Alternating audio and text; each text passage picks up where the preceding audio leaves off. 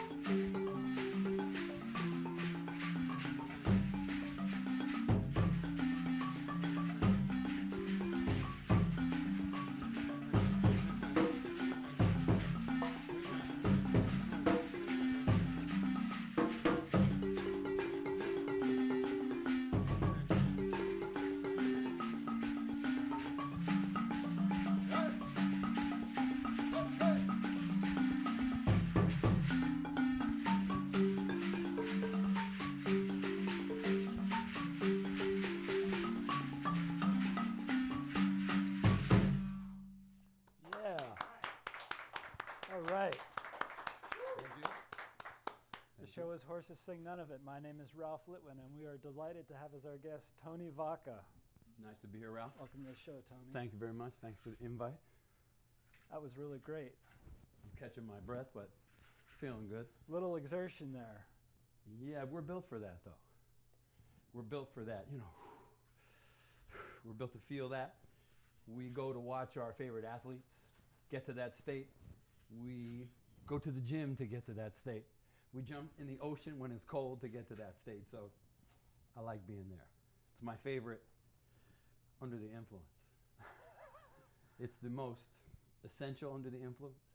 It's the longest lived under the influence of all time. In fact, one of the things that I think of as a drummer is that going back as far as you can keep track, no human civilization has ever been without music. What does that say? You know, you can leave your American Express card at home, but you won't leave your music. You never will. No matter what it is that you think is essential, no human civilization has ever gone without music.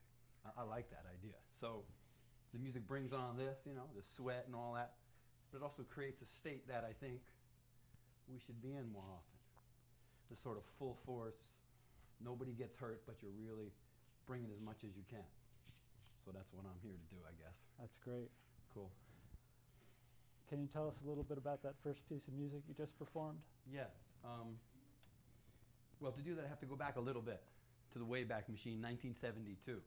I graduated UMass, and after 10 years of gymnastics, I wanted to get back to my music. So I thought, you know, what better chance than to go to the source, the origins of some of the jazz sensibility. And for me, that was always partly America, because that's where we sort of put together all the pieces that created jazz. But you had to sort of have a connection to European tonality and to West African culture and rhythmic sensibility. So after taking a one-semester course with Ms. Janetta Cole at UMass called Cultures of West Africa, you know, after turning in several papers on the confluence of jazz and African music, Janetta says, "Tony, you have to go to Africa." And Janetta was not the kind of person you'd want to say no to, and plus I knew she was right. So I didn't so much go to West Africa in a romantic search for the source of jazz music. I went there to get another part of the chapter, another chapter in this incredible book of music as a human endeavor and the jazz thing, especially as an American, part of the American legacy. So when I went there, I saw the balafon players of Côte d'Ivoire, and the Senefo and Baoulé people were playing this very instrument. And I listened a ton, and I learned that one of the things they most like to do is this overlap of rhythm, polyrhythm, more than one rhythm at once. And I wondered why they were so fascinated by it. And basically they said something like, you know, when you walk out your front door, the world is complicated. You want the music to prepare you. You want to be ready. And so I started thinking about that, and the song you heard basically, to me, starts with this phrase. Well, my right hand's doing 2 beats, evenly spaced, and my left hand is doing 3 beats across those same 2. So you get... So some people hear it, and some people hear it. 1, 2, 3, 1, 2, 3, 1, 2, 1. So this polyrhythm sets up that song, and I wanted to sort of acknowledge my teachers and friends in Côte d'Ivoire, so I called it Baoulé Dance Song, and I used this magnificent traditional West African instrument called balan or balafon to be the sort of keyboard instrument in my mind. And I used their tuning, which is significantly different from ours, and voiced this song. So that's sort of what happened. And I don't know, one thing led to the next, and the song went through many, many variations. And then I added a saxophone player to the song, and a bass player, and another percussionist, and electric violin. So the song has many incarnations, but that's its most essential. Cool. Yeah. Very entertaining Thank you. I'm glad you're digging it. and moving. Well, part of the thing, before we move on to the next thing, part of the thing about the balafon is the wooden keys have their tonality. That's the tones that you're hearing are created by the size and the shape of the wooden key. But the wooden key is amplified by the gourds underneath, and the gourds have the same frequency of vibration as the key. This is a big deal because that buzzing explosion of sound that you hear when I play, that is the note you want, and they want this mix of clear and fuzzy, this mix of like human voices. All this is involved with this instrument, and the way they created it was pretty hip, given the phrase appropriate technology. This would be the example. This should be in the dictionary. Appropriate technology, balan. So should we move on to the next thing? Sure enough. Cool.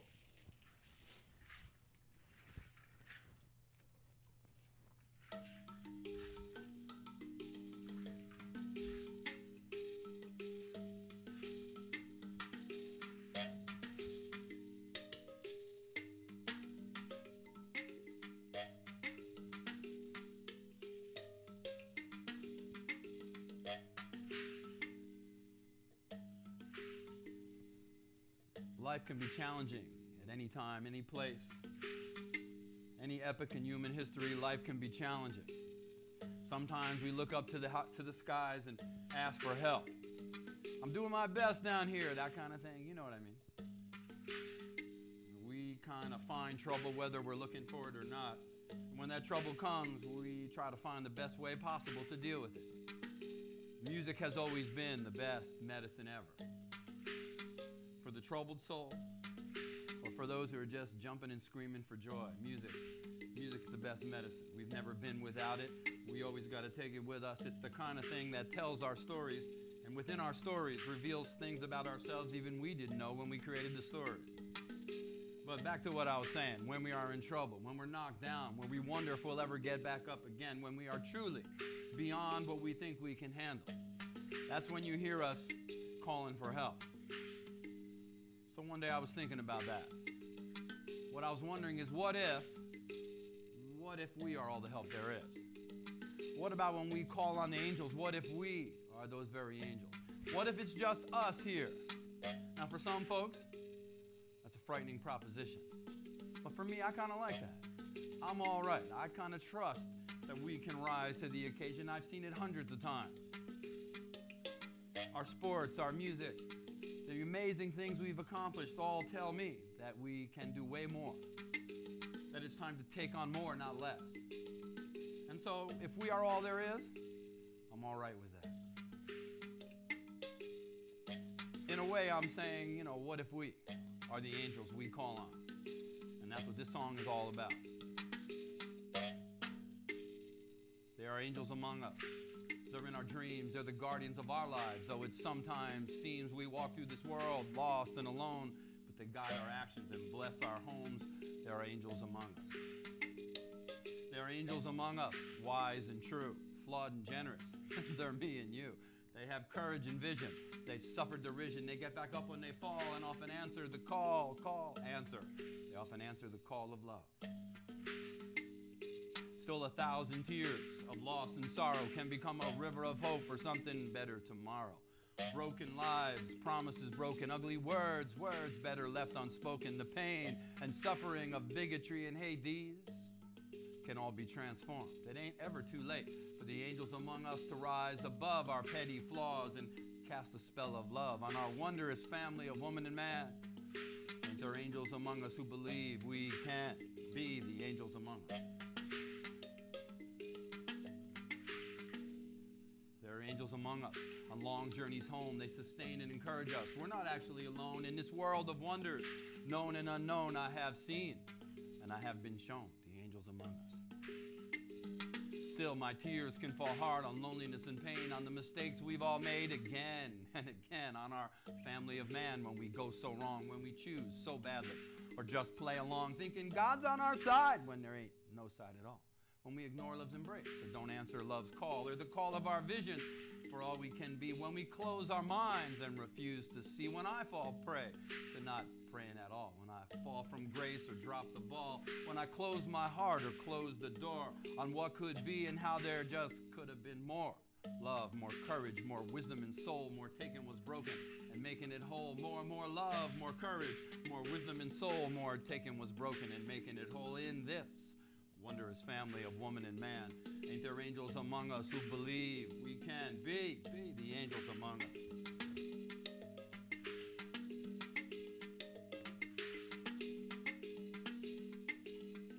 There are angels among us to cradle our souls, to heal the brokenhearted and make the wounded whole, to open our eyes and guide us towards the light, to illuminate our minds in the vast eternal night. They embrace the fallen.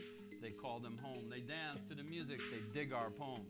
They flame the fires of desire and love. They want to take us higher. They want to take us higher so we can rise above our petty flaws and cast a spell of love on this wondrous family of woman and man. Ain't there angels among us who believe we can be the angels among us? So what about when cities crumble from the disgrace of war, when we forget or abandon what we're really here for, when we abuse the miracle of being alive or refuse to help those who need help to survive, when we judge too quickly or just don't think, when we drive ourselves to drugs and drink, when when we don't live up to the love we all need, when we don't light love's fire or plant the seed of love for the next generation.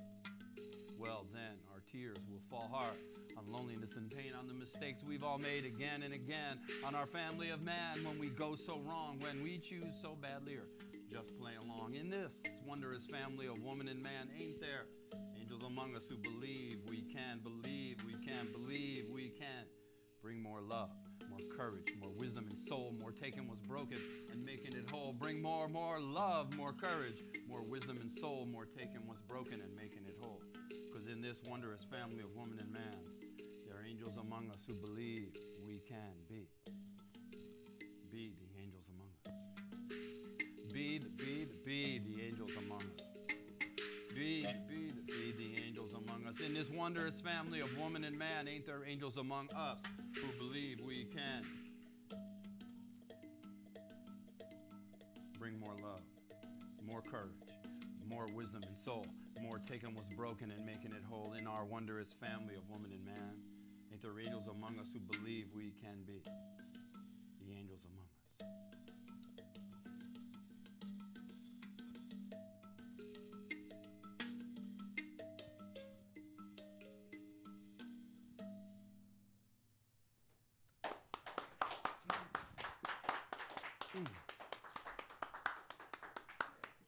Angel business.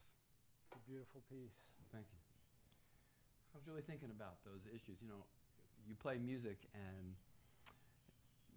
you get the chance to sort of ride your own ride inside of the music, the songs, and the forces that you're wielding. And it's almost easy to forget you're wielding big, powerful forces. And I just kept thinking, what is the job to be a musician? Is it to get the MTV contract? I don't think so. So what's there? What is that? What is it about? And to me, I think it's to actually honestly ride the ride of the music and sort of dig into our legacy that it's bringing up. And it's a pretty deep end of the pool going on here. I mean, from the patterns of the music and the patterns of the world around us, from the patterns, the way our bodies work, the way the world works, and the way we construct our music, it's one mirror image. It's a giant holographic element that has all parts inside it. The way the cosmos is organized, the way the Earth goes around the sun, the way an electron goes around its center attraction, all these elements create patterns, and the patterns of the music are exactly made from everything around us. It's a reflection of our bodies. I love that. And all the wild stuff that we do drumming, listen to it. It's a pattern.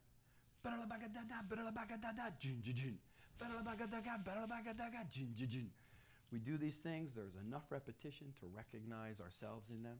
It's just like we talk when we play. And I kept thinking about the way we keep ourselves strong. And I guess that's the answer to the question, why have we been playing music since almost the beginning of human civilization? So, you know, playing the music, it's fun, you play, everybody goes, yeah, that's cool, but that really ain't it. The real thing is, I think, for me, is diving into this pool of information and coming back with something useful.